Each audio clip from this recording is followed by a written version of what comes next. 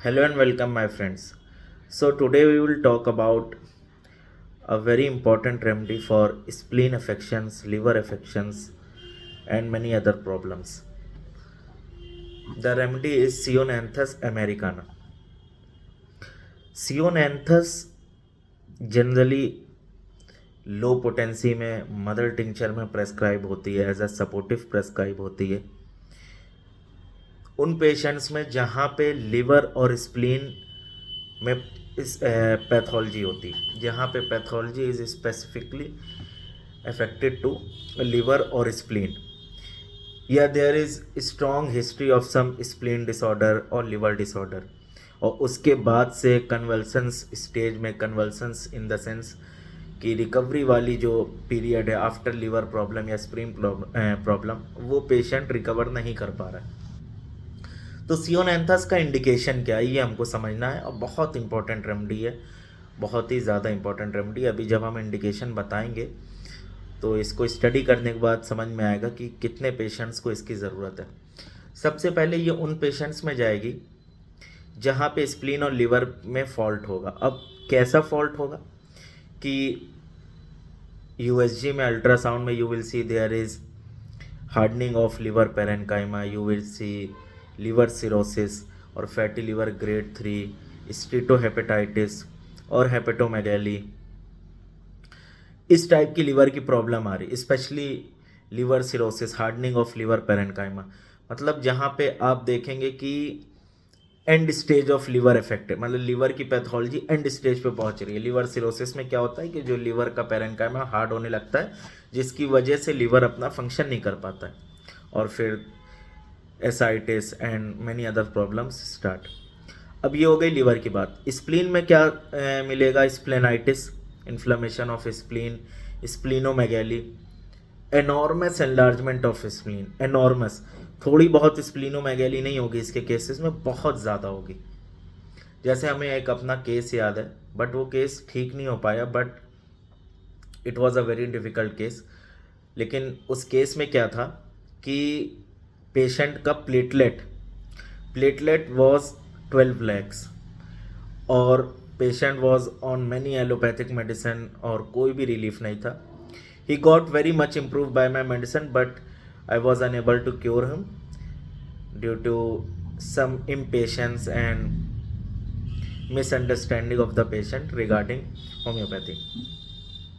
तो प्रॉब्लम ये हुई थी कि पेशेंट को एनीमिया था, उसका HB 4 पॉइंट या 4.5 समथिंग, और प्लेटलेट था उसका 12 लाख समथिंग, और उसका अल्ट्रासाउंड में जो प्रॉब्लम थी वो लिवर सिरोसिस थी और स्प्लीनोमेगैली, मैसिव एनलार्जमेंट ऑफ स्प्लीन, और प्रॉब्लम थी उसके किडनी में भी समथिंग लाइक एट्रोफी, ये सारी प्रॉब्लम थी। तो मेरा बताने का मतलब ये है कि क्लियर कट पूरा इंडिकेशन उस केस में सियोनैंथस का था, बट सियोनैंथस एज अ सपोर्टिव दी जा सकती है, क्योर भी कर सकती है, बट जहाँ पे पैथोलॉजी इतनी सीवियर हो चुकी है वहाँ पे constitutional remedy along with many complementaries compatible remedies is necessary to finish the cure.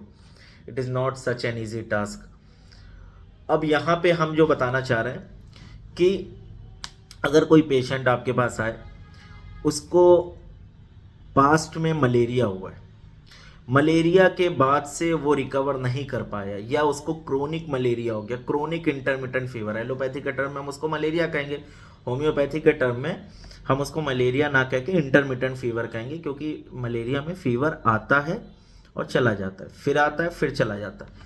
तो क्रोनिक इंटरमिटेंट फीवर, मरीज कह रहा है कि हमें सालों से मेरा बुखार नहीं छोड़ा है, and that intermittent fever has now changed to remittent fever, persistent stable fever एकदम हो गया है, फीवर लिंगरिंग कंडीशन में, ना फीवर बढ़ रहा है ना जा रहा है, एक प्रॉपर टेम्परेचर बनाए हुए पेशेंट को छोड़ नहीं रहा, क्रोनिक फीवर है।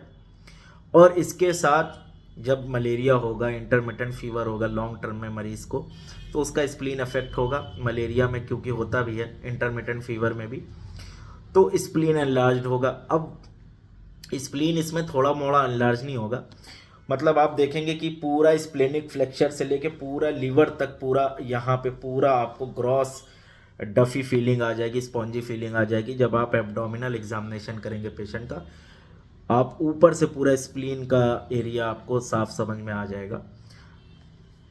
तो enormous enlargement of spleen after malaria chronic fever, ये हो गया। अब जब स्प्लीन इफेक्ट होगा, स्प्लीन क्या बनाता है? हीमोग्लोबिन बनाता है। तो हीमोग्लोबिन डाउन होगा पेशेंट का।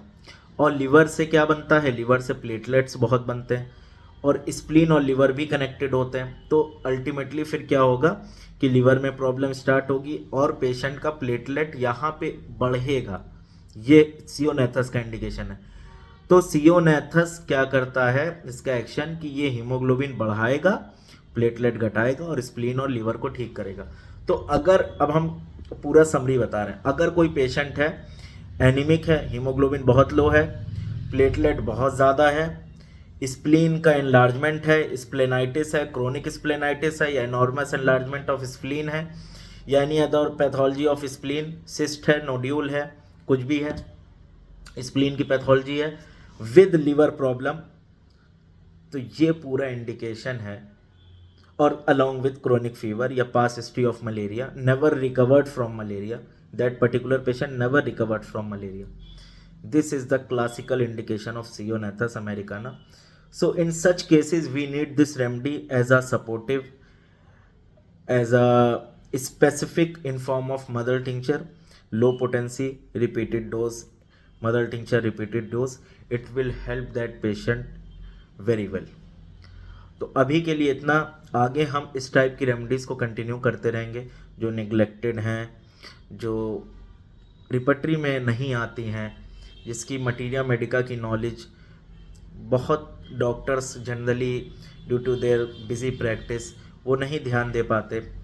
दे often comes up with polycrest, but we should know this type of hidden gems, क्योंकि बहुत से ऐसे केसेस होते हैं, पैथोलॉजिकल केसेस, कैंसरस केसेस या स्ट्रक्चरल डिफेक्टेड केसेस, वहाँ पे हमको short remedy, organ specific remedy की बहुत ज़्यादा नीड पड़ती है। Thank you.